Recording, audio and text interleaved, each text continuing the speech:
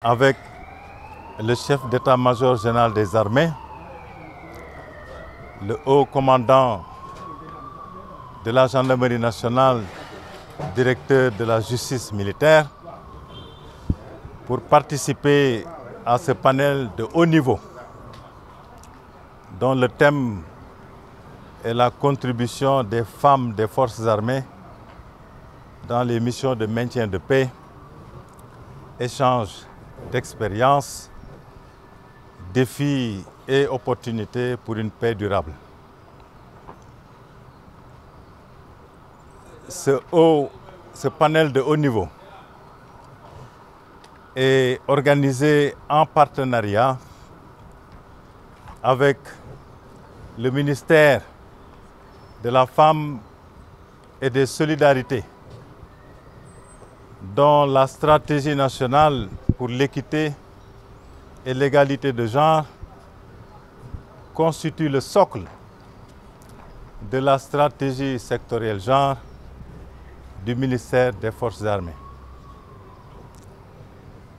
Il est également organisé en collaboration et en partenariat avec le gouvernement du Canada, ici représenté par son ambassadrice au Sénégal, par le biais du programme ELSI. Nos partenaires aussi comportent le Centre de Genève pour le contrôle démocratique des forces armées,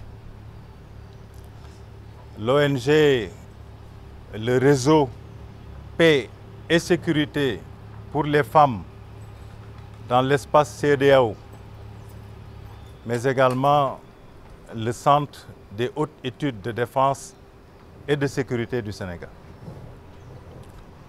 L'objectif visé, comme le dit le thème, c'est de réfléchir à une meilleure contribution, à une meilleure participation des femmes des forces armées dans les missions de maintien de paix. Et le Sénégal s'évertue sans relâche à faire de sorte que cette participation augmente au fil du temps. D'abord pour des raisons tout à fait liées à la performance de nos unités et de nos personnels qui sont déployés. Parce qu'il est évident, et beaucoup d'études l'ont démontré, que plus le niveau de participation des femmes dans le maintien de la paix est élevé, à côté de leurs camarades hommes, plus nos unités sont capables, plus elles sont performantes. Parce que un bon niveau de représentation du personnel féminin garantit ce qu'on appelle une meilleure intelligence collective. Nous avons plus d'imagination, plus de créativité pour faire face à nos défis. Mais aussi, comme vous le savez, le Sénégal est le quatrième pays africain à contribuer des troupes dans le maintien de la paix organisé par les Nations Unies. Et les Nations Unies, depuis 2000, avec la résolution 1325, s'intéressent à une meilleure participation des femmes, non seulement dans la prévention et la résolution des conflits, mais également à la consolidation de la paix.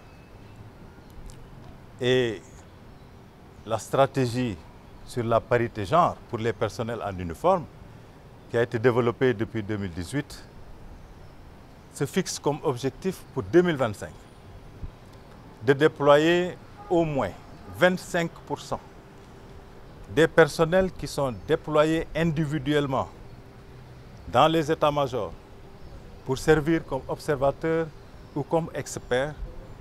25% devraient être composés au moins de femmes. 25%. Cet objectif est ambitieux, mais la bonne nouvelle est qu'il y a beaucoup de pays à travers le monde qui l'ont déjà atteint depuis 2023. Le Sénégal ne l'a pas encore atteint, mais nous nous efforçons à nous rapprocher de cet objectif. L'autre objectif de cette stratégie, est de déployer au moins 15% de personnel féminin au sein de nos unités.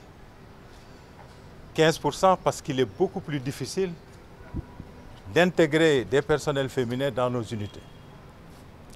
Et là également, le Sénégal a fait des efforts. Le monde est aujourd'hui un peu en deçà de cet objectif parce que la moyenne tourne autour de 8-9% au niveau mondial. Et donc nous devons continuer au niveau national, mais aussi au niveau international, à faire tout ce qui est possible pour nous assurer que nous nous rapprochons de ces objectifs-là.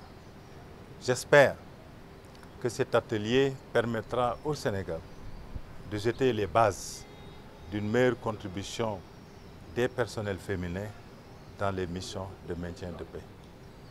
Et je remercie encore une fois tous nos partenaires qui nous accompagnent depuis des années et les encourage à rester aux côtés du ministère des Forces armées, en particulier aux côtés de sa cellule genre, pour voir dans quelle mesure nous pouvons mettre à jour notre stratégie sectorielle genre 2025-2035, qui servira de base pour pouvoir avancer dans ce domaine extrêmement stratégique de la contribution des femmes, surtout des forces armées, dans les missions de maintien de paix. Et je vous remercie.